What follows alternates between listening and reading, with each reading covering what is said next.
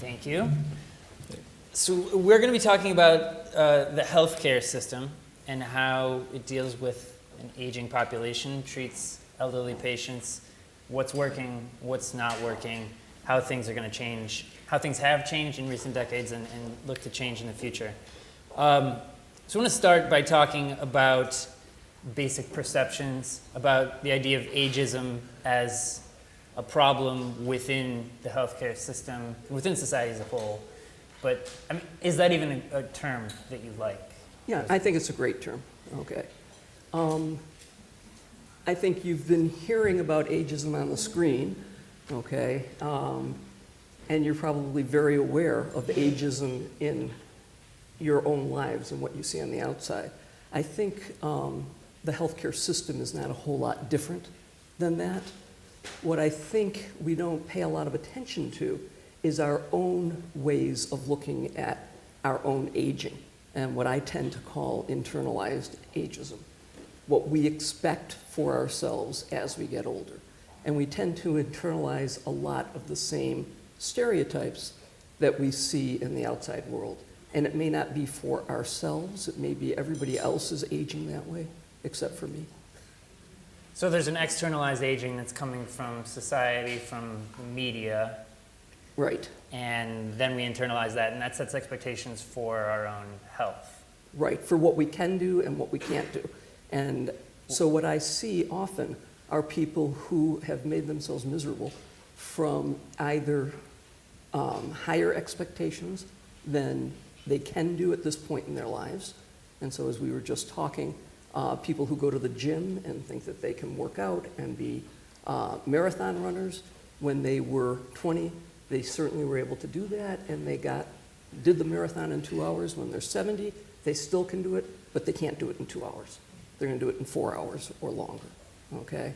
So reasonable expectation. Reasonable. And then the other part is under expectation. I can't do that because, okay?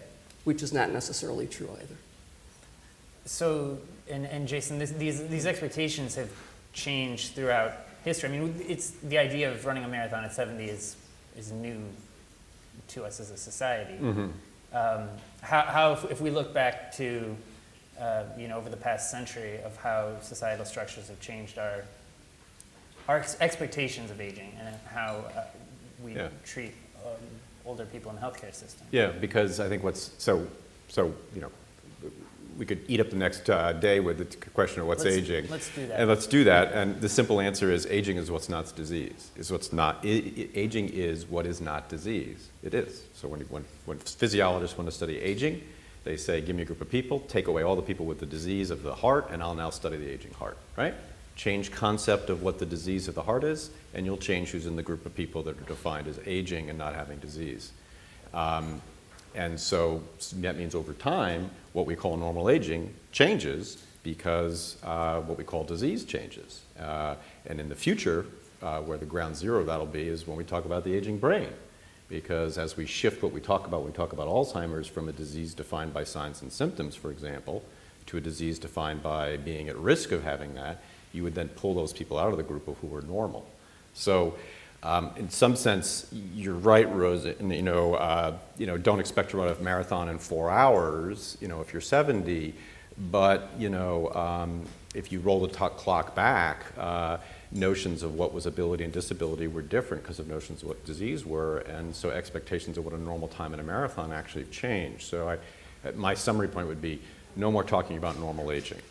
No more normal aging. It's just a question of where's the borders between disease and non-disease, and as those shift, those borders will shift. Yeah. So I'm going to disagree with that a bit, because I think there are many things that happen to us as we age, regardless of whether you consider that to be disease or normal. There are things that are going to happen as you age. You're going to walk more slowly, and you get to a certain age, you're going to need these as your assistive device, okay? Things that we have to come to recognize, and I think as a society, we've been ostriches. We put our head in the sand. So but one of the best studies of aging actually is the study of Civil War draftees and veterans. And when you look at the studies of Civil War draftees and veterans, the average age was 30s into the 40s, obviously, after they survived the Civil War. And what you see is a profile of individuals, independent of the gunshot wounds who survived them, who look like old people today. I mean, like 80-plus-year-olds. Right. So the point is that what we say is aging and not aging in 1870 after Lincoln made the veterans system is a very different aging than what we say in 1970, and will be a very different aging in 2070. And yes, in the end we will die and the organism will fail, but on the way to get there, what we consider normal function of that organism versus disease function will radically change, which I actually find the words normal and disease to be not very helpful, because there are these arbitrary cutoffs that are constantly shifting. Not to get too into the linguistic weeds, but I think this informs people's expectations and how they're but back to the using stigma the issues. healthcare Yes. system, Right.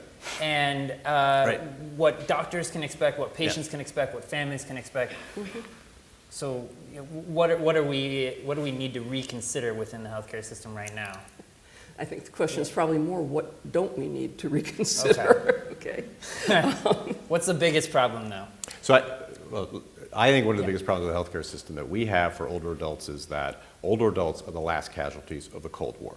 The healthcare system they have is the product of 1965 legislation that was created because the AMA and others had scared Johnson and others to create a system that would simply pay 1965 doctors to do 1965 medicine. It did not create a healthcare system to figure out what's aging, how to care for older adults. And the result was we have the system we've got. And it's only, frankly, in the last 8 years with the passage of the Affordable Care Acts that we're seeing an effort to transform a healthcare system into one that actually figures out how to take care of older adults. Up until then, it was just pay doctors to do what they want to do on patients with no sensitivity to the particular issues of older adults.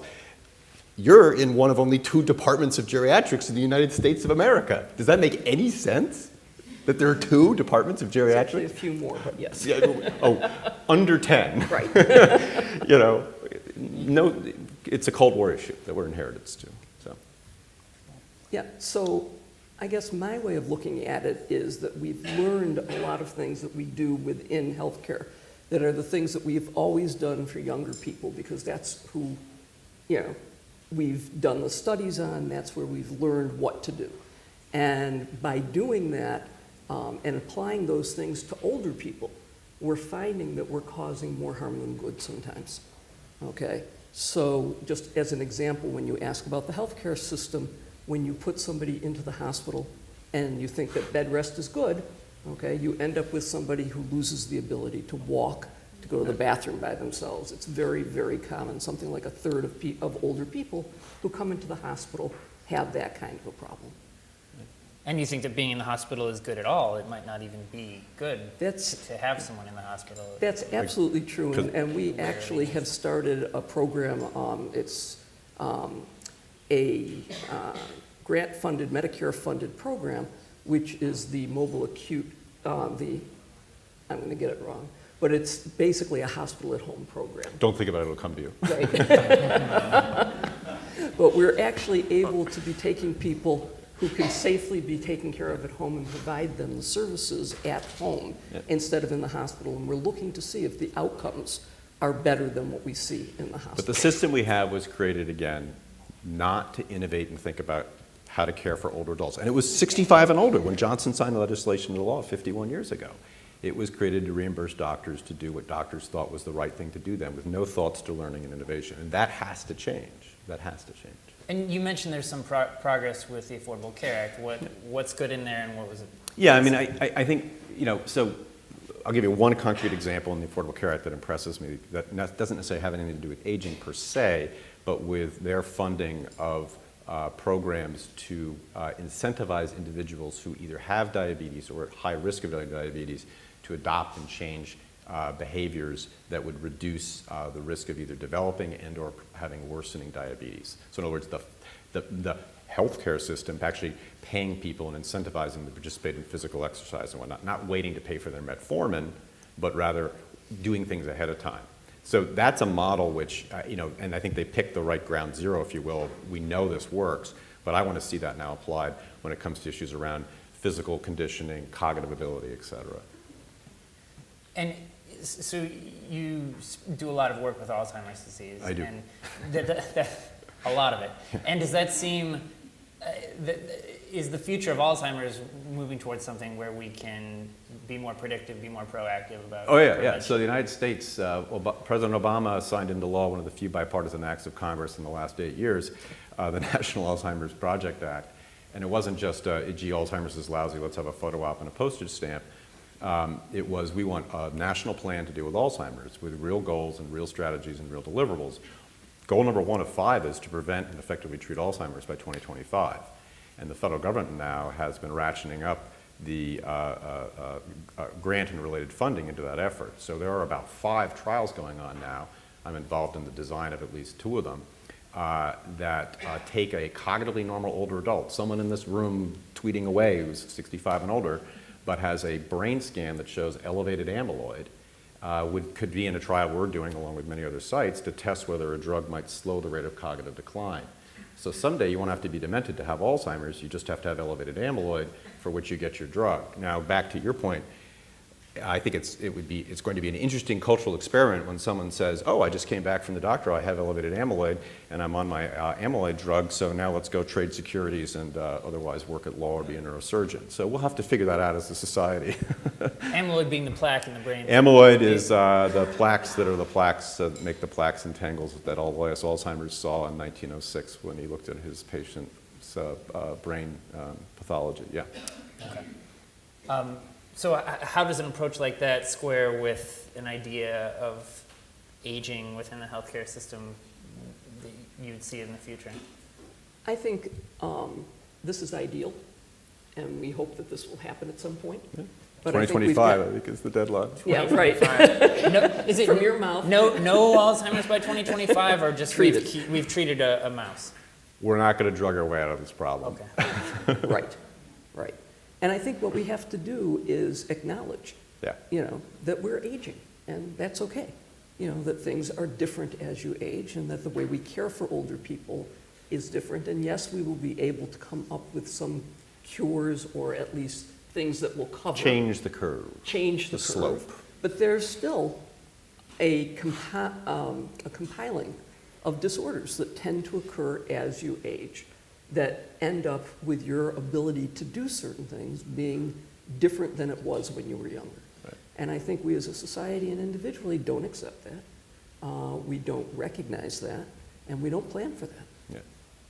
So what I'm hearing is an acceptance and an understanding of an aging process in which things change and certain processes do decline, but without seeing that as a negative thing, which would be ageism or having unreasonable expectations of Right. that. Yeah. But yet not becoming complacent and saying, oh, that's just the way things are, that's just aging. So, here's the thing what's happening with aging, and I think Alzheimer's is a good ground zero for this. On the Northeast in here, winter comes and it gets cold and you put your coat on and you bundle up, right? And if you don't, there's something wrong with you. And you don't pretend you're going to change the weather. Now, I realize behind that is a larger story going on. But, aging is becoming no longer like the winter that you just have to bundle up and figure out how you're going to stay warm. Aging is becoming something that we can start to manipulate and change. Okay? And so that starts to create this challenge of at what point do you say enough is enough, we've manipulated enough. My tagline on this issue is ultimately this becomes an economic problem because you can't do everything for everyone to the nth degree of reducing every possible risk. Life can't be risk-free, so how are you going to accommodate certain risks and accommodate just so much monitoring before your sort of life is over-monitored to prevent and avoid all the risks that could happen? Having said that, I don't want to lose my money because my brain fails, and I want to have someone crash their car into me because I don't know how to drive anymore. So some things need to be monitored. Brains and cars. Brains and Money cars. cars. Money and cars. The ground zero of cognitive failure in America is people's cars and their bank accounts. And if you want to figure out when people are getting cognitive problems, it's not a brain scan, it's how they're doing on their finances and how they're doing in their car. So I agree to a certain extent, but I think, No, we won't disagree, please. We're both there- geriatricians, too. yes, there's a limit to lifespan at this point in time. Yeah. Okay? Yeah. And things are going to accumulate over time, and it's up to each one of us to decide how much we want our lives medicalized. Which is what we're talking about. I agree. I completely Okay. agree. And I'm a doctor. Yeah, and that's happening in a lot right now. I'm a geriatrician. Our average age of our patients is 88, okay? They come in to see me. We live in New York City, so there are 20 specialists, all right, all of whom are in a fee-for-service world, okay, doing and suggesting. Back to the Cold War. Right, a whole lot of things that should be done, as if there's no downside to any of them. And, you know, I think that we as a medical community have to recognize that it would be nice to have Watson with oncology telling everybody, you know, exactly what the perfect drug is, but let's say, what's the perfect drug and what are my chances with this perfect drug? What's it gonna do to me, okay? Because they can do as much harm as good. Yeah, so what I like to say the future is how to move from a practice of bedside medicine, which is wait for the sick person to show up with a story of illness, to a practice of what I call desktop medicine, which is sitting at the desk side, if you will, with a desktop computer, even though no one uses desktop computers anymore, where you're sort of using your analytics and your algorithms to figure out what kinds of and what are the risks people face and how we're going to manage them. And I think a disease bundling of the risks oftentimes makes that conversation very difficult and weirdly telescoped, you know, when there's multiple conditions at work. I mean, personally, I find the disease label less and less useful. You know, it's an arbitrary category along a continuum, and we should just embrace these continuums of decline, and at what point and where and how would we intervene. Well, it's harder to bill, though, when you don't have an ICD-9 code for a disease. Right, but the other piece is when we intervene, and I think the thing that we need to recognize is that different people have different tolerances for being intervened We do upon. spectacular levels of good and harm on Right, our patients. Right, and, Yes. and people need to make the decision as to what they want. Yeah. You know, many years ago, there were studies in stroke, you know, where they talked only about, are you going to live or die? And my patients didn't give a damn if they lived or died. They cared how they would live if they were going to live. Yeah. And so we started doing studies looking at those outcomes. I And think we see this in our brain, in our Penn Memory Center. We have patients who, in their view, once they've got the slightest signs of cognitive decline in the setting of biomarker confirmation of the underlying pathology, as far as they're concerned, they're at a terminal stage of the disease when, by all my standards, they've got another 10 more years to live before they can't bathe, dress, groom, feed, and toilet. But in their view, you know, loss of my autonomy is the beginning of the end. So we have, in the end, what we're having a conversation about when we're talking about aging is time and death. That's what this is all about, the Time and Death Conference. And quality. Well, quality is what would mediate your dialogue between time and death, which is quality. Right. So we've raised some enormous questions. We have, yes. I would like to make sure that the same thing doesn't happen as did on my last panel where we only had time for one question. So I would throw to the audience right now. There's a microphone floating around. Someone here? Okay, right there. My name is Alice Fisher. I'm the founder of the Radical Age Movement. We're to confront ageism. I have a very practical question. I'm 70 years old. All of my friends want to find a geriatrician. I'm on the waiting list at Mount Sinai. You're not alone. And I know we've had presentations at our events by geriatricians, and I know that that geriatricians are the lowest paid on the specialty list, and that's a big issue. And what can we do to help change that, to make people, young doctors, more interested in going into this field? Like maybe having a medical school rotation in geriatrics. Well, right. I mean, we've done a lot over the past 10, 15 years to get more geriatrics into medical education. Is it perfect? No, it's far from, okay? The reasons people don't go in, I think, are multiple, but one has to do, as you're saying, with the reimbursement and the fact that these kids come out of school $250,000 in debt, okay? So I can't blame them on that. The other is that for a lot of them, they don't get the interest in geriatrics till they've been practicing for 15 or 20 years. And they start to understand what this is all about. And we need to develop a way that those people can become certified as geriatricians.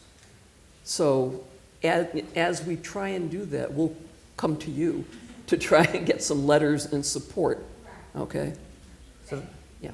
so that people might transition mid-career into geriatrics. Exactly. Most of the time, your patients grow old with you. okay? So they're starting to get into the geriatric age during the middle of your career. Yeah. Yes, my name is Daniel Callahan from the Hastings Center. 2 or 3 comments. I began working in aging about 50 years ago, before I was aging, and I found a phenomenon then which is continuing today, namely, every time I go to a conference on aging, there's hardly anybody old. It's always people in their kind of middle age, which indicates that the old or young are going to be taking care of the old. Now, I would like to see a distinction which was present earlier, but it's been lost, namely between the young old and the old old. I think it's AARP that began screwing things up when aging was brought down to age 50. Soon it'll be, Child old. teenagers will be. So I think that's an important distinction because I've reached the age of 85. I don't got a damn good thing to be said about it. I've got 5 chronic illnesses. I'm a poster child for.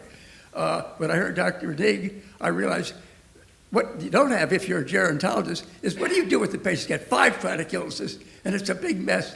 I don't see anything you find with cancer. You can find treatments. There are no treatments for people with 5 illnesses. That's a great point. I think the methodology is lacking for the chronically ill. Right. Well, let me. Also, These are good by points, virtue of Dan. Let me. Why did we get to that situation? Anyway, the first question is, it's about the over 85 to me is the really interesting. That's a different group when old age begins. Yes. right. Yeah, again, I get back to the Civil War veteran data. Over 45, you were like, that was like being over 85 now. So, but nonetheless, we must respect that's not to throw our hands up and that you can put people into different strata of risk, and at some point, you're right. Certain chronologic ages have a very good sorting behavior there, and certainly over 85.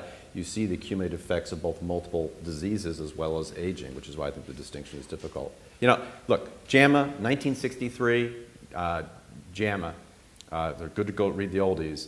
There were articles actually about geriatrics, articles about programs in New York, and you read them and you think, oh my God, they're talking, this makes sense and whatever. Nothing happened until when? Same issues of JAMA, that's a great story. A thrombolytic drug being tested on a dog. And the rest is history, namely cardiovascular disease, thrombolytics, et cetera. So, you all are gathered in this room because you're heirs of a system that we created. We reimbursed that system very well. We did not choose to create, and reimburse the system that we need today so that there are some geriatricians to actually go to. Will we solve that? We might. I think we have a huge choice coming up in 2 months. Some people want to make America great again, which is to go back to 1963. And other people might be looking more forward. Choice is all yours. Go to it. Can I I respond? appreciate the fair and balanced take. Yeah, thank you. So I'm just going to respond that I agree with you. I think there are old and young old, okay? I think what that time place is differs for different people. But the one thing we're never going to have are studies that look at every possible combination of chronic illness and how this intervention is going to help. So I think it's really important that we recognize that to some degree we're in an evidence-free zone when we start talking about people who have lots of different things going on. And we have to really think about what matters to the person, what really makes a difference to them. Which is why Watson will not replace doctors. Right. Okay, sorry. Nope, maybe Good. not. I don't know. We have 1 minute, so if anyone has a 1-sentence question for our excellent guests. I just want to know if my name's Erin Fisher. I wanted to know if the Alzheimer's drugs actually do work, and if there's anything new on the horizon that's coming for those people. The NIA issued a research funding announcement to fund the Alzheimer's Clinical Trials Group, and in the preamble of the NIA's RFA, research funding announcement, was the statement that current treatments for Alzheimer's disease are of minimal benefit, minimal efficacy for a short, indeterminate duration. So I'm just quoting, that's a paraphrase of the National Institute of Aging saying why the United States should fund an Alzheimer's Clinical Trials Group. And that's a summary statement on the existing drugs that are FDA approved and sold and marketed all over the evening news for you to take. But if we were to end on a note of hope, Note of hope would be, yes, there are drugs coming up that are promising. If you look at past performance, you should be careful about predicting future returns. Having said that, multiple studies have shown that if you train a patient and a family member how to learn to live with and cope with this disease, you can delay the time to nursing home placement and other bad behaviors. Does the current healthcare system pay for that kind of training? No. Should it? Yes. Will it? We hope. Perfect. Thank you so much.